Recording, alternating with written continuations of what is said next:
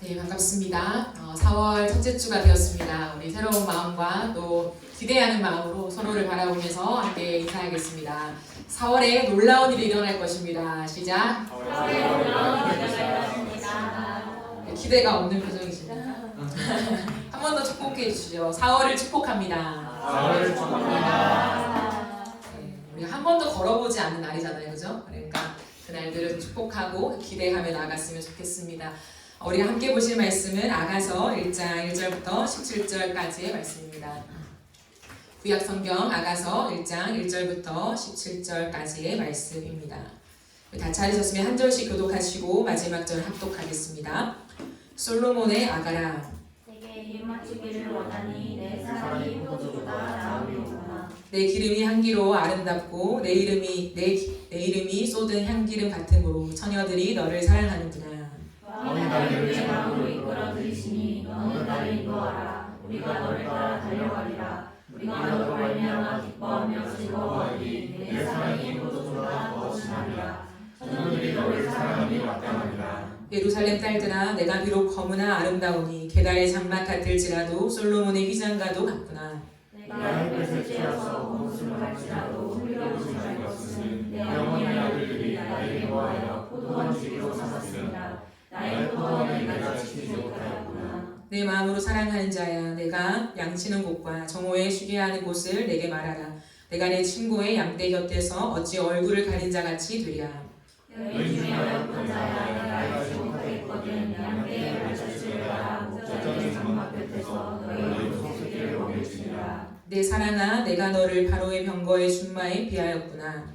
내 육감은 한 머리털로 내 목은 구슬기로 아름답구나. 우리가 너를 위하여 금사실에 은을 박아 만들리라. 왕이 식장에 앉았을 때 나의 나도 기름이 향기를 뿜어내구나. 나의 사랑하는 자는 내 품 가운데 모략 향주머니요. 나의 사랑하는 자는 내게 네 포도원의 고결과 향기로구나.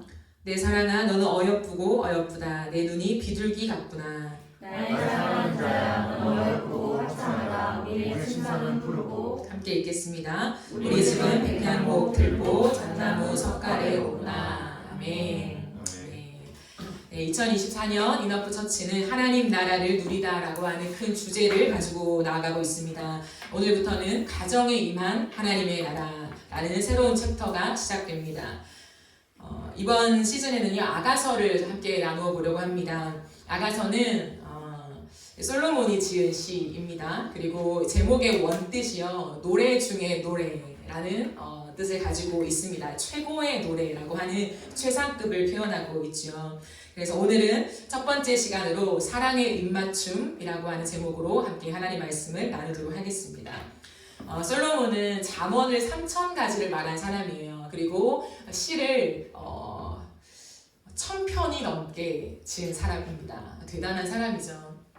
그 많은 글 중에 시 중에서도 최고의 노래라고 꼽히는 아가서의 말씀들을 오늘 좀 나누어 보려고 하는데요. 하나님은 십자가와 부활을 통해서 우리를 어떠한 관계로 부르셨냐면 신랑과 신부의 관계로 부르셨습니다. 이 설정이 굉장히 중요하고 은혜가 됩니다. 신랑과 신부의 관계로서 예수님과 나의 관계 말이죠. 하나님은 꿈이 있으세요. 하나님의 꿈이 무엇입니까? 많은 것을 얘기할 수 있겠지만 우리가 지금 살펴보고 있는 이 하나님 나라의 관점에서 하나님은 에덴의 회복을 원하세요. 에덴의 회복이라고 하는 한 꿈을 가지고 이 모든 세상을 경영하고 계시며 저와 여러분 그리고 이 땅의 한 사람 한 사람을 그 사랑 안으로 초대하고 계십니다. 아가서는 솔로몬과 술람미 여인이라고 하는 이 둘 사이에 달콤한 아주 진한 사랑을 노래하고 있는 책이죠. 그런데 다만 솔로몬 한 사람과 술람미 여인의 개인적인 사랑만을 얘기하는 것이 아니라 조금 더 나아가서 신랑 대신 예수님과 신부된 교회의 사랑을 빗대어서 얘기하고 있는 책입니다. 그러므로 우리는 이 아가서를 깊이 묵상하고 배워갈 때요, 먼저는 예수님과 나의 관계가 깊어지는 은혜가 있어야 해요. 이 모든 말씀들이 예수님이 나를 향한 사랑의 고백이구나 라고 들으시고 또한 내가 고백해야 될 사랑의 고백으로 받으시면 좋을 것 같습니다. 그리고 조금 더 나아가서요, 그 사랑을 배워가잖아요. 예수님이 나를 얼마나 사랑하시는지, 그리고 나는 어떻게 예수님을 사랑해야 하는가에 대한 것들을 깊이 배워가면서 그 안에서 가정을 세우는 적용점들이 우리 안에 챙겨나면 좋을 것 같습니다. 결국에는 둘의 사랑, 단순한 해프닝이 아니라 깊은 사랑 속에 결혼을 하고 가정을 이루는 것으로 이렇게 진전되거든요. 이러한 깊은 사랑 속에 우리가 오늘날 이 시대의 한복판에서 어떠한 가정을 세워가는 것이 성경적이고 바람직한가에 대한 고민과 적용이 있는 귀한 시간들이 되어지기를 소망합니다. 가정을 떠올릴 때 여러분들은 가장 먼저 무엇을 생각하십니까? 가정이라고 하면 어떤 것이 떠오릅니까? 가정은 항상 두 가지 극단의 유형이 존재합니다. 하나는 뭐냐면 깨어진 가정이에요. 깨어진 가정. 가정 안에서 사랑을 느끼지 못하는 그런 유형이죠. 부부 사이에 사랑이 없습니다. 여러 가지의 많은 것들은 유지되지만 사랑이 없어요. 그리고 부모와 자식 간의 관계에서도 애정이 없는, 사랑이 없는 그러한 아픈 가정들이 있습니다. 관계가 굉장히 멀어져 있죠. 같은 한 집에 살면서도 동일한 거주 공간 안에 있으면서도 관계가 굉장히 멀어지고 서로의 마음을 확인할 길이 없는 가정들이 있습니다. 그러니까 대화가 단절되죠. 반드시 필요한, 이건 얘기하지 않으면 안 되는 정도의 얘기들을 하지만 깊은 속마음을 터놓지 못하는 그런 깨어진 가정들이 참으로 많습니다. 그런가 하면 또 다른 극단은 무엇이냐면 지나친 자기 사랑에 빠진 사랑입니다. 지나친 자기 사랑에 빠진 가정입니다. 자기 가정밖에 모르는 이기적인 유형이라고 할 수 있습니다. 부부가 자기들만의 사랑에 취해 있는 거예요. 그러니까 많은 사람들과 다 같이 있는 자리에서도 자기 남편, 자기 아내만 챙기기에 바쁩니다. 서로를 챙기기에 여념이 없는 거죠. 이것은 사이가 너무 좋아서 인코 부부여서 그렇다기보다는 다른 사람들에 대한 존중과 배려가 약해서 그런 것입니다. 둘밖에 안 보이는 거죠. 이것은 자녀 사랑에도 그대로 적용이 됩니다. 자녀가 최우선인 거죠. 그렇기 때문에 식당이나 공공장소에서도 다른 사람들에게 불편을 주고 있음에도 불구하고 자녀가 하고 싶은 대로 놔둬요. 이것을 존중이라고 누군가는 생각하더라고요. 자녀를 존중한다. 어릴 때부터 자녀가 하고 싶은 대로 놔두는 것이 부모가 해주시는 존중이라고 하는데 이것은 존중이 아니라 자녀에게 예의와 태도를 가르치지 못하는 것을 의미합니다. 그렇기 때문에 건강한 가정을 세운다는 것은 쉽지는 않은 것 같아요.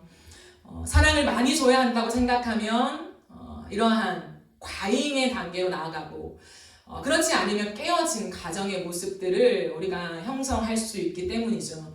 건강한 가정을 이루기 위해서는 성경에 대한 바른 이해가 필요합니다. 가정을 무엇이라고 얘기하고 있는가? 가정에 대한 바른 이해를 우리는 설정하고 그것을 정립해 가야 합니다. 그렇다면 가정을 만드신 분이 누구일까요? 만든 이에게로 돌아가야지 거기에 답이 있잖아요. 가정을 만드신 분은 하나님이십니다. 그것도 하나님께서 최초의 기관으로 만드신 게 가정이에요. 뿐만 아니라 최고의 기관으로 만드신 것이 가정입니다.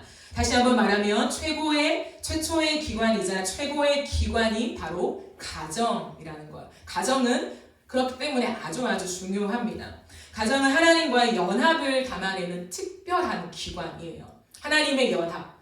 삼일체 하나님의 연합이 적용되어지는 곳일 뿐만 아니라 하나님과 우리의 연합이 고스란히 드러나는 장소가 가정이라는 거예요. 그러므로 하나님의 모습이 가장 잘 투영되어야 하는 기관, 공동체, 그것이 바로 가정입니다.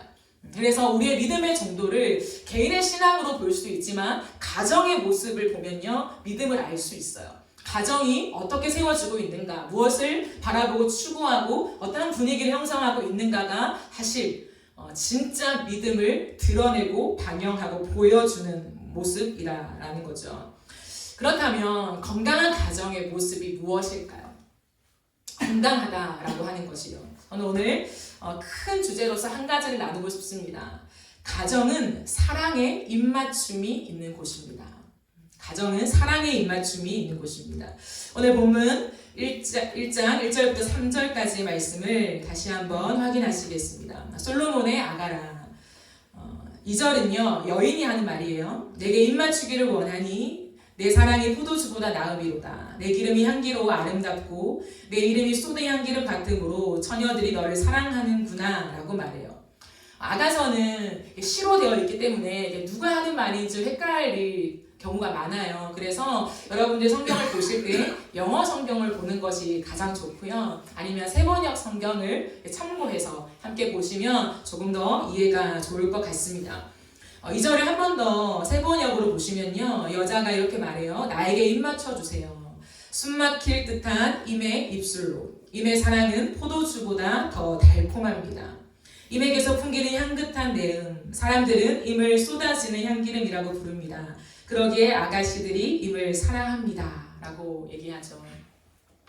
여인은 사랑하는 남자와의 깊은 입맞춤을 원하고 있습니다. 이것은 깊은 사랑을 표현하고 있는 구절이에요. 여자들은 이 당시에 귀한 기름을 가지고 있었습니다. 고급, 아주 비싼 기름들을 가지고 있었어요. 그래서 내가 너무나 사랑하여서 정말 이 남자와 내가 결혼하고 싶다 라고 할 때에 이 기름을 사용합니다. 그만큼 전 재산이라고 할 수 있을 정도의 아주 고가의 기름을 가지고 있죠. 이 시에서 보면요, 여인은 남자를 얼마나 사랑했던지 자신이 가지고 있던 이 기름을 그 남자에게 부었다라고 표현하고 있는 거예요. 이건 시상이잖아요. 시적인 표현입니다. 그렇기 때문에 내가 부은 이 향기로 이 남자에게 진동하고 있다. 사람들이 맡을 만큼 그 기름이 향기가 나고 있다라고 표현하고 있는 것이죠. 그렇다면 사랑의 입맞춤이 무엇일까요? 단순한 육체적인 어떤 입을 맞춤, 그 의미를 넘어서는 의미가 있습니다.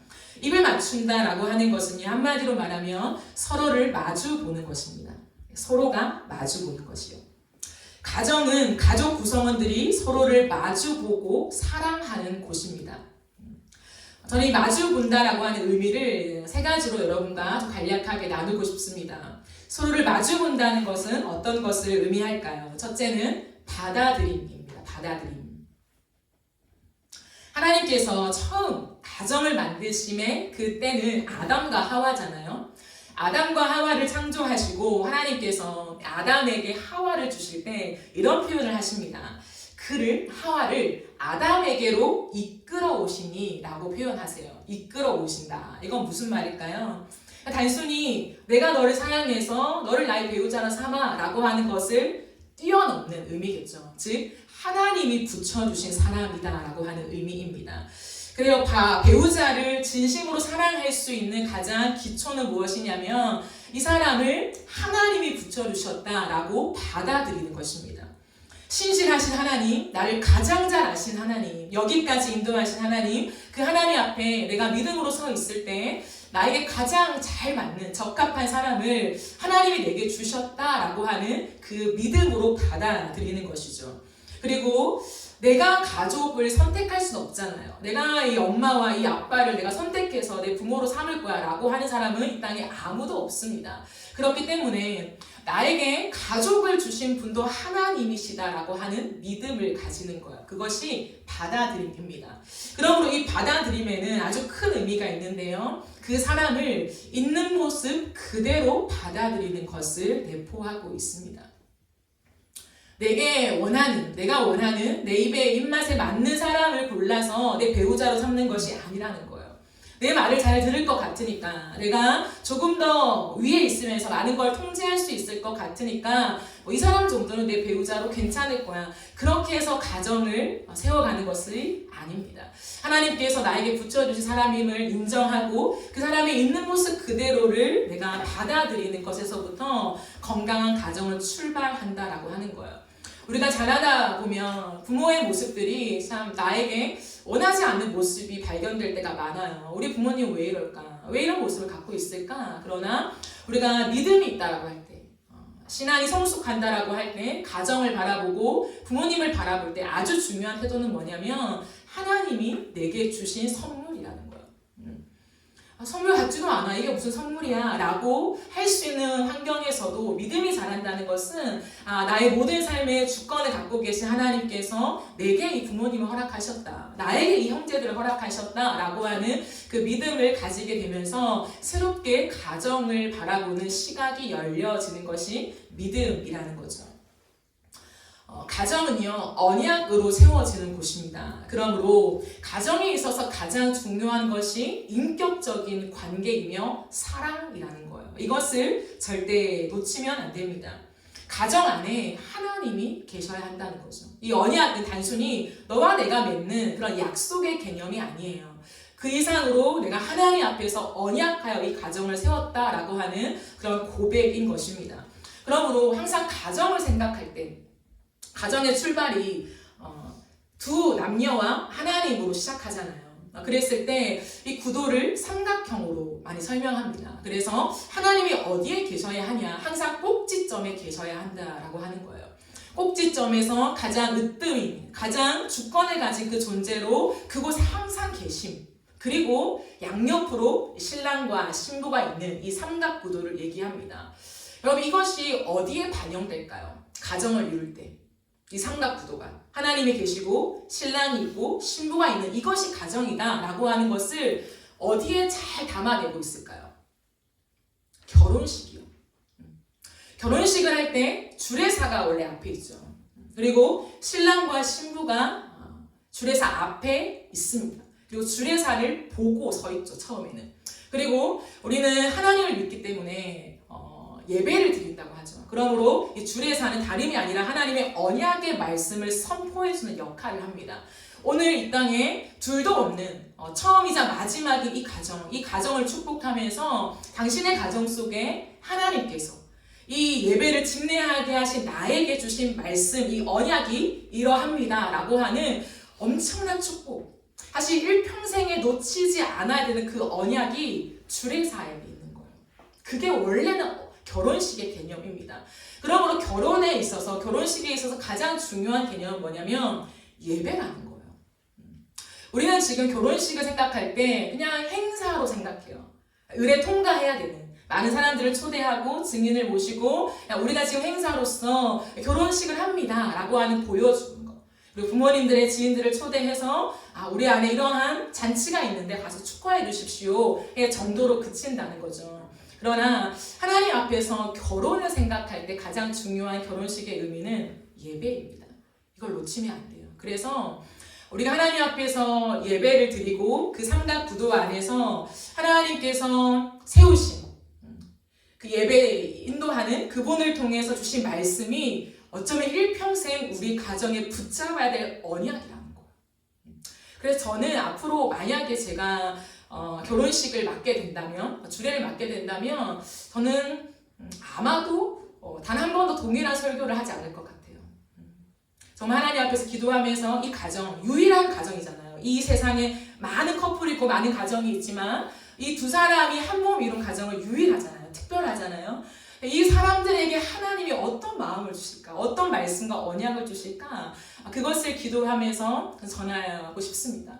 사실 이것이 바른 결혼식의 모습입니다. 그래서 두 사람 또한 이 말씀이 그냥 행사하니까 오늘 치러야 되는 말씀이니까가 아니라 오늘 이날 정말 두 사람이 한 몸이 되는 정말 기록적인 이날, 역사적인 이날에 우리가 평생 붙잡아야 될 그 말씀을 받는 날이에요. 말씀을 받는 거잖아요. 그것이 바른 결혼식의 모습입니다. 주의 말씀을 들은 후에 어떻게 합니까? 신랑과 신부가 이제 마주 보잖아요. 마주 보면서 서약을 합니다. 그 말씀이 이제 떨어지고 그 말씀을 기초로 해서 두 사람이 서약을 하죠. 그러므로 결혼은 이런 의미가 있습니다. 하나님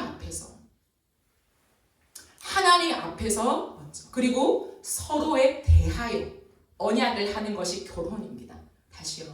결혼은 하나님 앞에서 그리고 서로에 대하여 언약을 하는 것. 이것이 결혼이라는 거예요. 이 개념은 대단히 중요합니다. 대단히.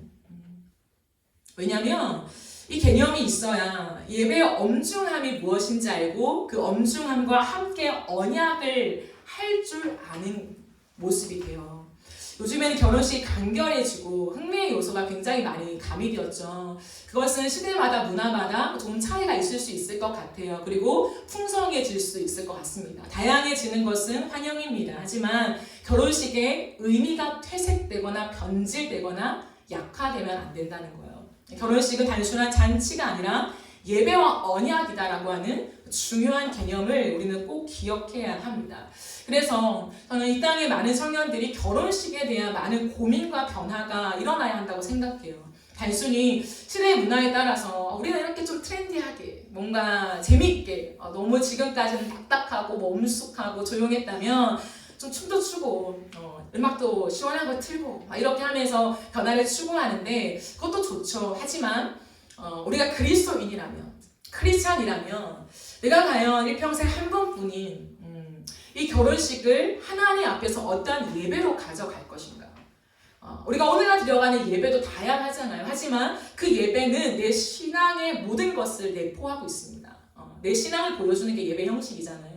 그러므로 이 결혼식에 내가 어떻게 하나님 앞에 예배를 드릴 것인가에 대한 고민을 하고 그것을 좀 적용할 수 있는 사람이 나왔으면 좋겠어요. 많이 없더라고요.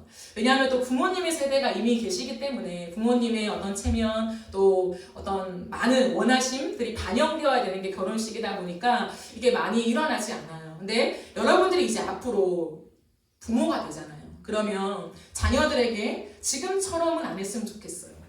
그냥 인사치레로 잔치하는 정도의 결혼식이 아니라 하나님 앞에서 어떠한 예배를 가져갈 것인가를 진짜 고민하면서 이제 여러분들이 부모가 됐을 때 내 자녀에게 성경적인 이런 많은 의미를 잘 담아내서 좀 특별한 좀 다른 그런 결혼식을 좀 마련해 보면 어떨까라고 하는 기대가 있습니다. 많이 고민하셔야 돼요. 그런가 하면 두 번째가 있습니다. 마주 본다는 것은 어떤 의미인가? 연합의 의미가 있습니다. 연합은요 이런 뜻이 있어요. 접착제로 붙이다.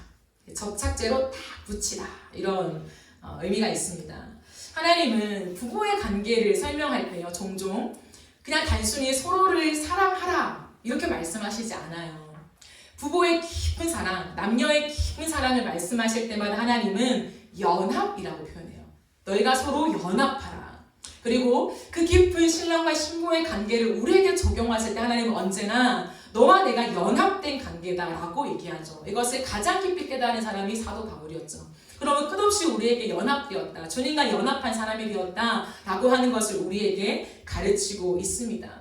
연합은 특별한 사랑이며 오직 한 사람에게 충실하며 오직 그 한 사람과 전 생애를 나누려고 결정을 내린 사랑을 의미합니다. 다시 한번 말씀드려볼까요? 연합은 특별한 사랑이며 오직 한 사람에게 충실하며 오직 그 한 사람과 전 생애를 나누려고 결정을 내린 사랑이라는 거예요. 그러므로 연합은 아주 중요한 개념이에요. 내 평생에 진짜 그 한 사람이랑 내가 전 생애를 나누겠다. 유일한 사람으로 꼽고 그 사람과 연합을 추구하는 거죠. 연합은 서로의 개성과 다름을 존중하고 인정하는 것에서 출발합니다. 쫙 붙었다고 해서 그 사람을 나처럼 만들면 안 돼요. 제2의 박선영을 만드는 게 아니라는 거예요. 그 사람의 모습들을 존중하고 인정하는 것에서 생겨납니다. 그럼 어떻게 다른 두 사람이 밀착돼서 접착제로 딱 붙은 것처럼 연합할 수 있나라고 했을 때 중요한 개념이 뭐냐면 하나됨이에요. 쌍둥이로 만들려고 부부가 결혼을 하는 것이 아니라 두 사람이 한 몸을 이뤄서 하나됨을 추구하게 된다는 거예요. 그러면 그 하나됨을 어떻게 나타낼 수 있을까요? 공동의 합의된 목표가 있을 때 가능합니다. 그것도 불변하는 목표예요. 그러니까 시시때때로 변하는 목표 말고 이제 너와 내가 한 가정이 되어서 우리가 일평생 우리의 전 생애를 다해서 너와 내가 하나됨을 이룰 건데 이 지점, 이 목표를 향해서 우리의 전 생애를 한번 달려가보자 라고 하는 그 꼭지점이라는 거예요. 그 꼭지점이 무엇입니까? 하나님이요. 하나님 나라. 왜요? 이 땅의 모든 것은 변해요. 변하지 않는 건 없다는 거예요.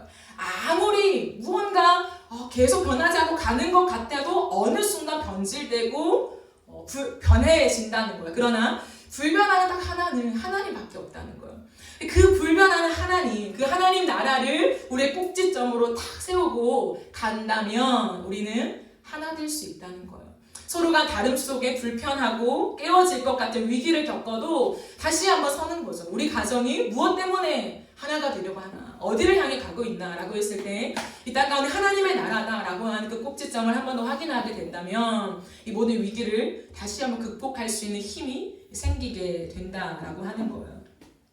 그러므로 다시 한번 이미 가정을 이룬 사람들도 있고 아니면 부모님과 함께 아직 살아가는 사람들도 있는데 우리 가정을 돌아볼 때 정말 여러분의 가정이 한 꼭지점을 향하고 있는가?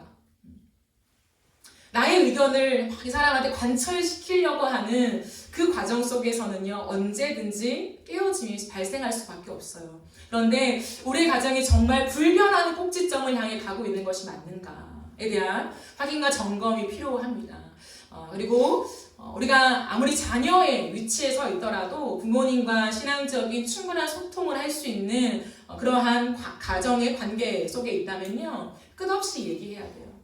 우리의 가정의 지향점들을 이제 우리가 성인이기 때문에 부모님들에게도 설명하며 얘기하며 존중을 때로는 부탁드리며 우리의 가정이 또한 내가 앞으로 미래에 그려갈 새로운 가정이 누군가에 의하여서가 아니라 하나님을 꼭지점으로 삼고 걸어가는 건강한 가정이 되어지기를 원한다고 설명하며 나누는 그런 깊은 시간들이 우리에게는 있어야 할 것입니다. 그런가 하면 세 번째 마주본다는 것이 무엇인가 라고 했을 때 마주보는 태도를 의미합니다. 태도의 변화를 의미합니다. 입맞춤을 한다. 그것도 사랑의 입맞춤을 한다. 라고 할 때 가장 큰 태도의 특징이 뭘까요? 마주봄이에요, 여러분. 입을 맞추는데 서로의 입을 맞추는데 마주보지 않고 내가 돌아서고 있으면 입맞춤이 되나요? 입맞춤이 되지 않죠. 뒤통수를 보게 하면요 입맞춤이 되지 않습니다. 입맞춤은 딱 하나의 공통된 태도가 필요합니다. 그것은 서로가 서로를 마주보는 태도라고 하는 거예요. 그 태도를 견지하고 있을 때요 반드시 마주치게 되는 또 하나의 지점이 있습니다. 무엇일까요? 눈빛이라는 거. 그 눈빛을 바라본다라고 하는 것은 물론 육체의 눈빛을 의미하죠. 육체가 눈빛과 눈빛을 마주해야 그 사랑을 교감하며 입을 맞추잖아요. 그런데 그것은 조금 더 나아가서 존재를 바라보는 거예요.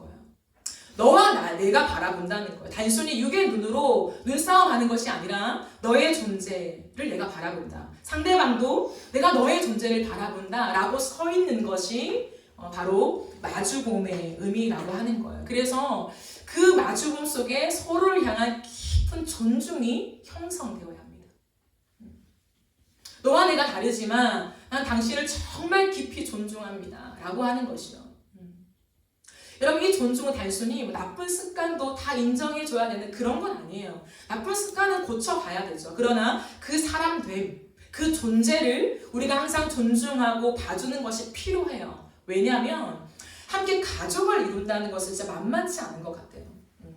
우리가 이런 교회를 이루어도요 아무리 친하고 자주 만나도 안 만나는 시간이 훨씬 더 많잖아요. 길어요. 그러나 가족은요 만나는 시간이 더 길 수밖에 없어요. 왜냐하면 어떠한 물리적인 시간뿐만 아니라 많은 인생의 중요한 결정들을 함께 해야 되는 게 가정이기 때문이에요. 그렇기 때문에 내가 싫다고 해서 그걸 피할 수 없다는 거예요. 계속 함께 해야 돼요. 근데 그 함께함 속에 오해가 생기고 싫어짐이 발생하게 돼요. 한두 번 참지 내가 싫어하는 그 행동을 그 사람이 지속하게 될 때 이 마음에 사랑함이 있지만 한편으로는 미운 감정이 된다는 거죠. 우리가 사랑하는데 사랑해서 결혼을 했고 가정을 이루고 있는데 왜 내가 말하는 걸 들어주지 않지? 사랑한다며 사랑하면 행동해야 될 거 아니야. 근데 너는 왜 바뀌지 않아? 그 사랑을 왜 입으로만 해? 라고 하면서 우리 안에 짜증도 나고 화도 나고 그 사람의 그 모습 때문에 그냥 그 존재를 부인하게 되는 때가 있어요. 처음에는 그걸 참아줘요. 잘못하고 습관을 고치지 않으면 계속 얘기해요. 10번이건 100번이건 얘기를 해요. 근데 그것이 5년이 되고 10년이 되잖아요. 그러면 말하기도 싫은 거예요. 말만 안 하는 것이 아니라 이제는 그 존재가 싫은 거예요. 그런 행동을 하는 엄마 아빠의 존재가 싫은 거죠. 그런 행동을 하는 내 아내, 내 남편이 싫어지는 거예요. 그러다 보니까 그 마음이 사랑도 있고 미움도 있잖아요. 근데 이것이 싸우다 보면요, 어느 순간 무엇이 이길까요? 미움이 이겨요. 그래서 훨씬 더 많이 무관심해집니다. 신혼 때보다 어쩌면 어릴 때 우리가 부모님의 관계보다 덜 싸울 수는 있어요. 막 피터지게 싸우고 쟁쟁거리진 않아요. 엄마한테 막 대들고 그런 일들은 전혀 발생하지 않을 수 있습니다. 근데 무엇이 발생할까요? 더 무서운 거, 무관심이라는 거예요. 대화의 간절, 말하지 않는 거. 그냥 내가 원하는 대로 살고 싶고 그냥 최대한 집 밖에 나가 있고 싶고 부모님과 마주치는 시간을 줄이고 싶은 그것으로 우리는 이렇게 발생하게 된다는 거예요. 그것은 깨어짐으로 가게 되죠. 절대 우리가 놓치면 안 되는 것이 그 사람과의 마주봄이에요. 그래서 가정에서도 부모님과 눈빛을 마주하는 시간이 너무 필요해요. 우리 부모님은 대화가 안 통해. 그럴 수도 있어요. 저도 그랬거든요. 그런데 그럼에도 불구하고 내 마음에 하나님을 알아감이 생기자 그 부모를 존중함이 있어요. 그러면 그 앞에 서는 거거든요. 그 부모와 눈을 마주치며 때로는 부모의 의견을 여쭤보며 내가 많은 노력들을 해 나가는 게 필요해요. 부부도 마찬가지예요. 왜냐하면 부부가 함께 가다 보면 많은 일들을 때로는 처리할 때가 있잖아요. 그리고 부부가 항상 애정이 100이 아니에요. 지금 100이겠지만 좋아 죽겠지만 시간이 지나가면 이 100의 퍼센트가 좀 줄어들잖아요. 그때 나타나는 현상, 특별히 아이가 생길 때 나타나는 현상은 뭐냐면 서로를 마주 보는 시간이 줄어들어요.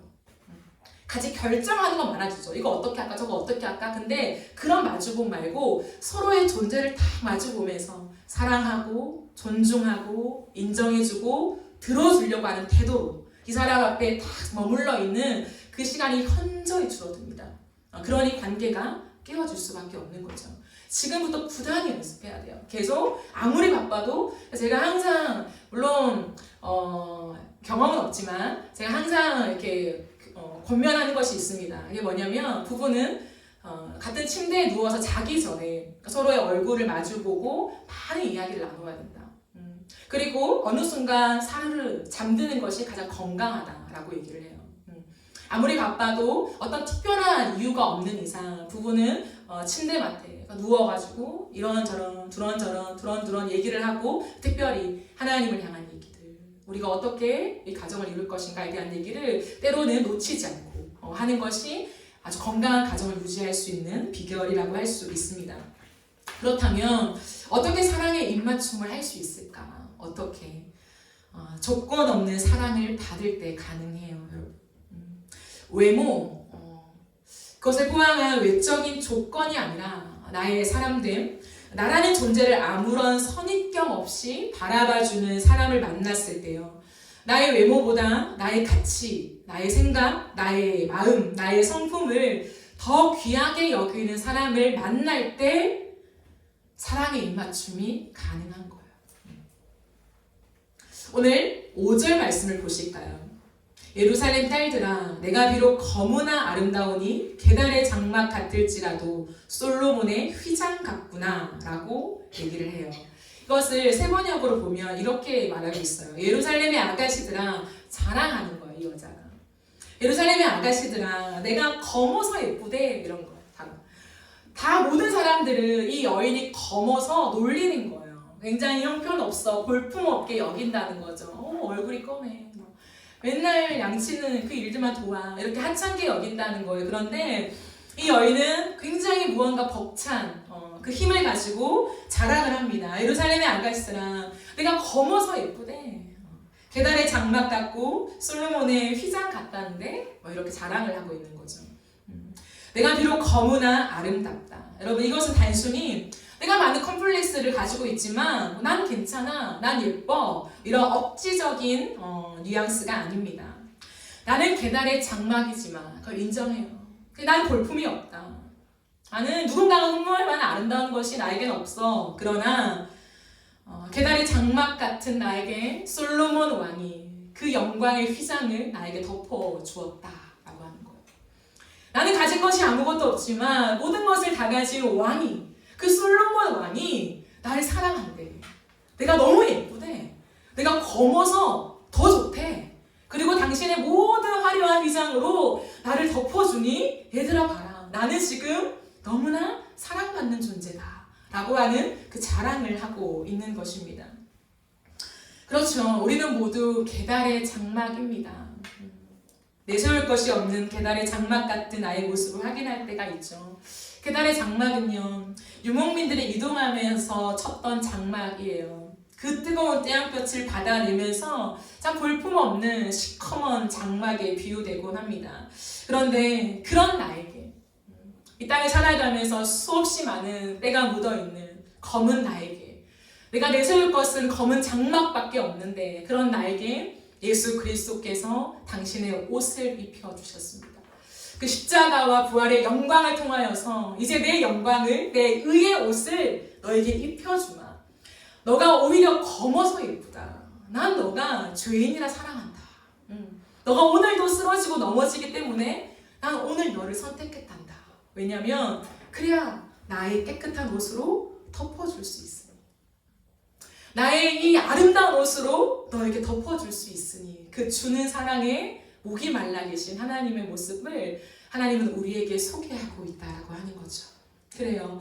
여전히 계달의 장막 같은 모습을 우리는 날마다 확인할 수밖에 없습니다. 제가 그것이 십자가라고 했잖아요. 그런데요, 그것을 싫어하고 나 스스로 화려한 옷을 입을래, 내가 열심히 일한 돈으로 나는 화려한 옷을 사서 나를 치장할래, 그것이 나야, 나의 존재고 내 정체성이야 라고 하는 사람에게는요, 어느 순간 그 화려한 옷이 다 날아가고 계달의 장막밖에 비춰주지 않아요. 왜요? 그 모든 것은 변하니까, 그 모든 것은 썩는다라고 말씀하시니까. 그러나 유일하게 썩지 않는 말씀으로 덧입혀진 옷, 예수 그리스도의 옷, 그 옷이 우리에게 입혀질 때는요, 100년이 지나고 1000년이 지나도 영원토록 닳지 않는다는 거예요. 죽음의 해함도 없다는 거예요. 찢어짐도 없다는 거예요. 처음 우리에게 입혀주신 그 영광 그대로, 그 아름다움 그대로, 그 고가의 그 상품 가치 그대로 그 옷을 우리에게 입혀주셔서 이것이 너의 것이야. 이 옷은 너의 신분이야. 너는 이러한 존재야. 이게 너의 정체성이야. 라고 우리에게 덧입혀주시는 그리스도의 사랑이 있다라고 하는 거죠.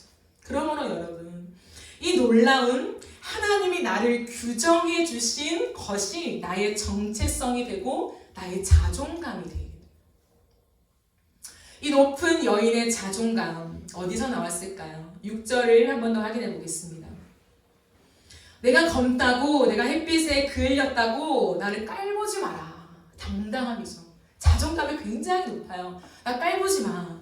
오빠들 성화에 못 이겨서 내가 포도원을 지금 돌보고 있지만 나는 그런 존재가 아니야. 이렇게 얘기하죠. 그 모든 자존감의 근원은 9절 10절에 나와 있습니다. 9절에 보시면 드디어 남자의 이야기가 나오죠. 이 솔로몬 왕은 술람의 여인에게 이렇게 말합니다. 세 번역으로 보시면 나의 사랑 그대는 바로의 병거를 끄는 날랜 말과도 같소. 땅 머리채가 흘러내린 임의 두 볼이 귀엽고 구슬 목걸이 감긴 임의 목이 아름답소 라고 얘기를 해요. 아무것도 가진 것이 없는 오빠들한테 치여서 어쩌면 야 포도원이나 야 그거나 치고 있어 라고 부탁받은 그 위치에 불과한 여인에게 솔로몬 왕은 무엇이라 합니까? 당신은 바로의 병거가 끄는 날랜 말과도 같소. 당신의 능력은 작지 않아. 너를 축소시키지 마 라고 얘기하는 거예요. 이때 가장 부강했던 나라가 애굽이었어요. 애굽의 바로를 얘기하는 거죠. 이 땅에서 최고의 왕, 바로의 왕, 모든 힘의 권세를 가진 그 병거를 가진 바로의 병거가 당신의 모습 같소. 당신은 모든 걸 할 수 있는 능력이 있어. 왜 당신을 약하게 보시오? 작게 보지 마시오. 당신은 모든 걸 할 수 있어. 라고 칭찬하는 거예요. 왜일까요? 그냥 무턱대고 넌 할 수 있어. 이런 근거 없는 그냥 자신감을 불어주는 걸까요? 아니에요. 솔로몬 왕이 그 이상을 가지고 있었기 때문에. 여러분, 이 당시에 솔로몬 왕은요, 모든 나라에서 으뜸이었어요. 정말 역대에서 이렇게 솔로몬 왕의 부귀와 명예를 가진 왕은 존재하지 않았습니다. 그러므로요, 하나님이 오늘 우리에게 빗대어 말씀하시는 거예요. 하물며 너희니까. 이 땅의 바로의 병거, 솔로몬의 왕의 영광, 그 영광을 누가 허락했냐?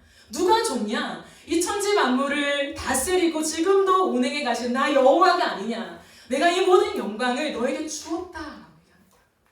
그러니 너는 오늘도 능력 있는 존재다. 기죽지 마라. 세상에서 당당해라. 나의 능력을 가지고 살아가라. 라고 주님이 우리에게 용기를 부어주는 거죠. 그리고요, 참 앙증맞은 표현이 전 참 좋습니다. 이 여인을 묘사하면서 따은 머리채가 흘러내린 입에 두 볼이 참 귀엽소 라고 하는 거예요. 머리를 깎고 있는데 너 참 귀엽네 이렇게 말하는 거예요, 남자가. 여러분 보세요. 태양볕에 항상 노출되어 있는 여인이에요. 포도원을 일구고 양떼 치는 곳에 가 있고 이런 여인이잖아요. 근데요, 이 여인의 얼굴이 새까맣다고 했어요. 그러니까 새까매면서 얼굴이 얼마나 뭐가 많았겠어요. 뭐 울긋불긋한 것도 있고 검버섯도 있겠고 여러 가지. 우리 편에서 보면 기미라고 할 수 있게 기미 주근깨가 막 얼굴을 덮고 있고. 근데 이 남자가 이 여자한테 뭐라고 하는 거냐면, 야 너는 주근깨가 참 귀엽네 이렇게 얘기하는 거예요. 넌 참 예쁘네 이렇게 하는 거예요. 얼마나 앙증맞아요. 사랑하면 눈이 멀게 되죠. 그 사람의 모든 것이 예뻐 보여요. 왜 그럴까요? 그 사람의 그 약점이 얼마나 이 사람의 아픔인지가 읽혀지기 때문이에요. 단순한 콩깍지가 아니에요. 사랑하니까 기미도 안 보이고, 뭐 사랑하니까 안 좋은 것도 안 보이고 이런 게 아니라요. 사랑하니까 그 사람의 약점을 통과할 때 그 사람이 얼마나 아팠을까, 얼마나 그 기미를 가리고 싶었을까, 뭐 이런 거 있잖아요. 얼마나 지우고 싶을까, 얼마나 컴플렉스가 됐을까 라고 하는 거예요. 근데 나는 너가 콤플렉스를 갖고 있는 그것이 아름다워. 난 사랑해. 라고 말해주는 거예요. 그것이 사람을 살리는 힘이 되는 거거든요. 오늘 하나님께서 우리에게 그 말씀 하시는 것 같아요. 내가 너에게 규정해주는 그 자존감을 가지고 너의 인생을 살아가라. 너의 인생 속에 약함이라고 꽁꽁 숨기고 싶었던 거, 이건 보여주고 싶지 않고 이걸 좀 뛰어넘고 싶었던 것들, 근데 숨기지 마. 그 약함 속에 내가 있었고 내가 너를 만들고 있단다 라고 하시는 그 하나님의 위로 말이죠. 그랬을 때에 참 은혜가 있어요. 그렇게 우리가 진실한 사랑을 주고받을 때 주변 사람들의 지지와 사랑을 받습니다. 제가 말한 두 극단의 어떤 가정의 모습이 아니라 주변 사람들이 봐도 와, 저 가정이 참 아름답다, 지지해주고 싶다, 격려해주고 싶다 라고 할 법한 그 모습을 가지게 된다는 거죠. 그게 11절 말씀입니다. 친구들의 말이거든요. 친구들이 이렇게 말해요. 금사슬에 은구슬을 박은 귀고리를 우리가 너에게 만들어주마.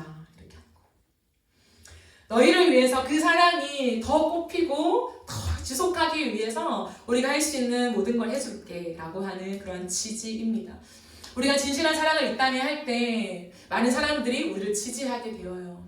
인상을 찌푸리며 저 가정은, 저 부부는 자기들밖에 몰라, 자기들만 공략공략 잘하지 이런 게 아니라 참 예쁜 사랑을 한다. 그 사랑이 전달받게 되는 거죠. 그리고 그 사랑으로 나도 그 사랑을 하고 싶어지는 그 새로운 사랑이 꽃피게 만드는 지점을 가지게 됩니다. 마지막으로 사랑의 입맞춤을 할 때 어떻게 될까요?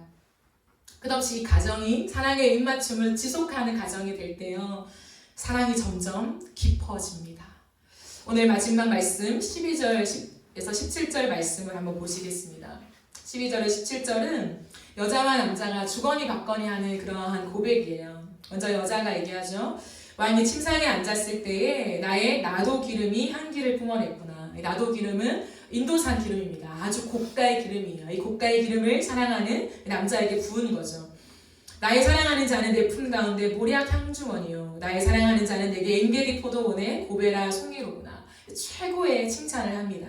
그러니까 이 남자가 내 사랑아 너는 어여쁘고 어여쁘다. 내 눈이 비둘기 같구나 라고 얘기해요.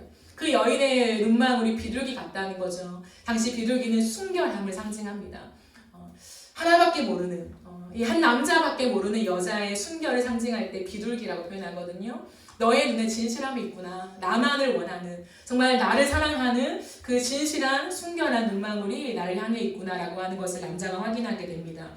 그러면서 여자가 나의 사랑하는 자야, 너는 어여쁘고 화창하다. 우리의 침상은 푸르고, 그러니까 남자가 우리 집은 백향목 들보 잣나무 석가래로다 라고 얘기하죠.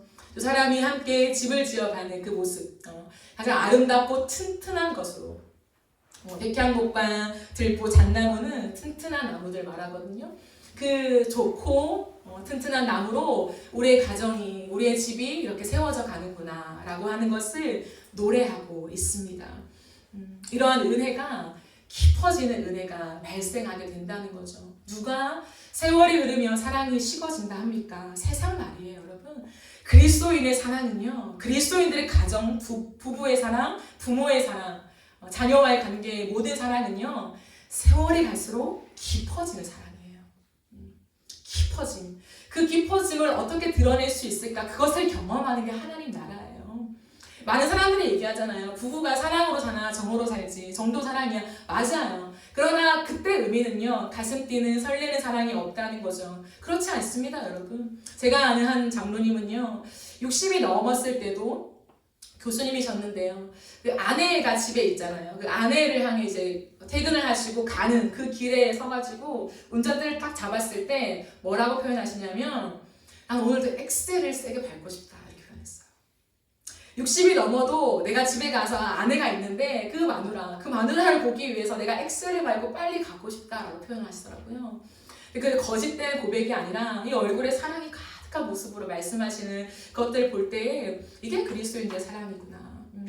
부부가 세월이 흘러서 노부부가 되어도 손을 꽉 잡고 걸어갈 수 있는 그러한 따뜻함, 이 벚꽃을 보면서도 함께 발장을 끼고 도란도란 얘기를 나누고 갈 수 있는 그 지속력 어디에서 나오겠습니까? 하나님 안에 있어요.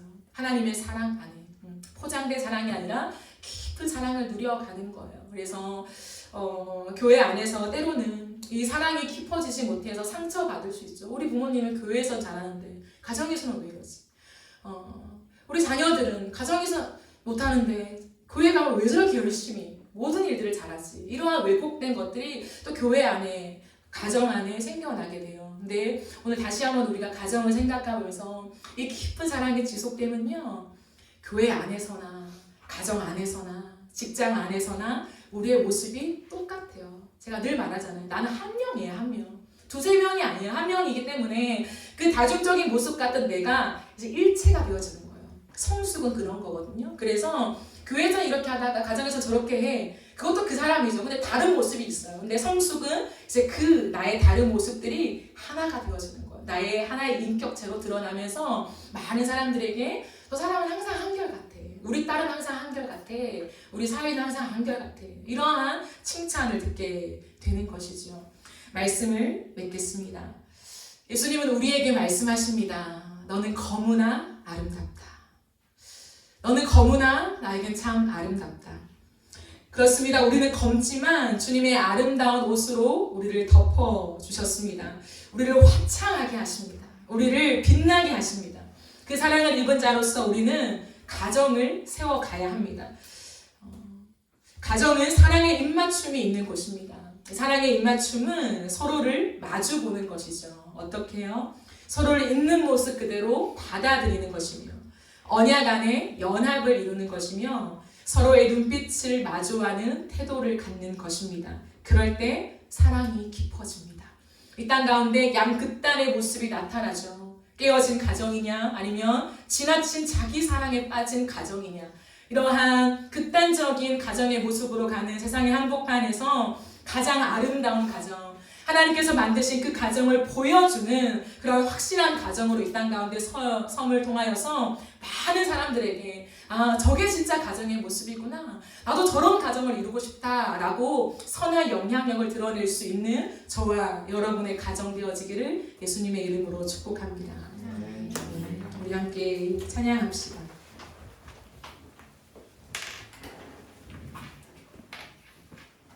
내 모습 이대로 이 찬양 같이 드리겠습니다.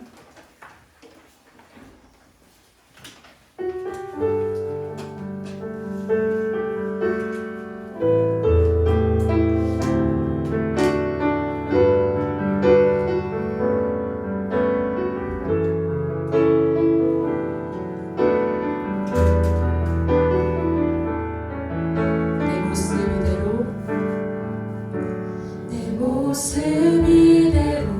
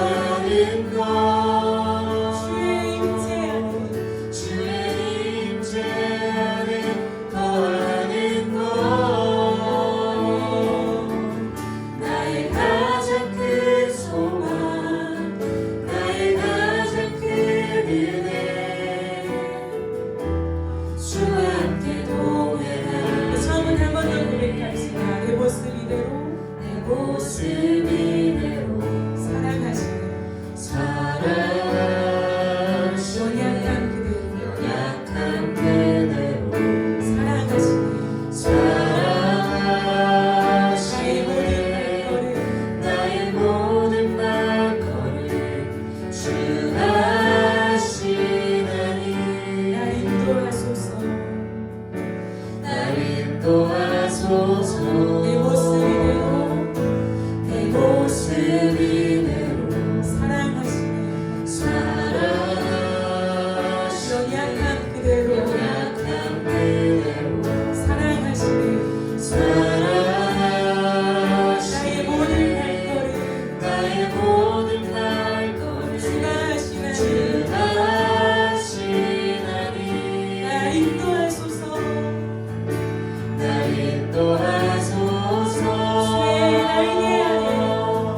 주의 날개 아래 거하는 것 주의 임재 안에 주의 임재 안에 거하는 것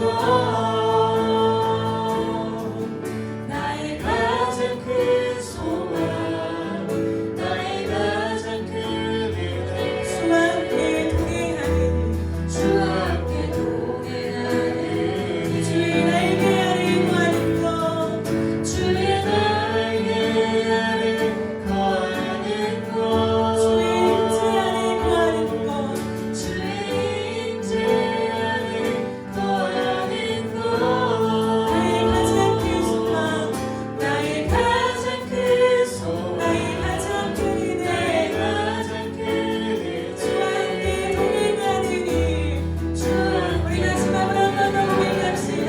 주의 날개 아래 거하는 것 주의 날개 아래 거하는 것 주의 임재 안에 주의 임재 안에 거하는 것 나의 가장 큰 소망 나의 가장 큰 소망 나의 가장 큰 나의 가장 큰 주와 함께 동행하느니 주와 함께 동행하느니 주의 날개 아래 주의 날개 아래 거하는 것 주의 임재 안에 거하는 것 나의 가장 큰 소망 나의 가장 큰 은혜 주와 함께 동행하느니 우리가 이 시간 들은 말씀 기억하며 기도합시다. 예수님께서 십자가와 부활의 그 길들을 걸어가신 후에 우리에게 말씀하십니다. 너는 너무나 아름답다. 너는 너무나 아름답다. 주님의 화려한 영광으로 그 확창한 은혜의 영광으로 우리를 덮어주셨습니다. 그것을 잊지 말고 이 시간 감사하며 기도합시다. 하나님, 세상의 한복판에서도 나를 너무나 아름답다고 고백하고 계신 그 주님의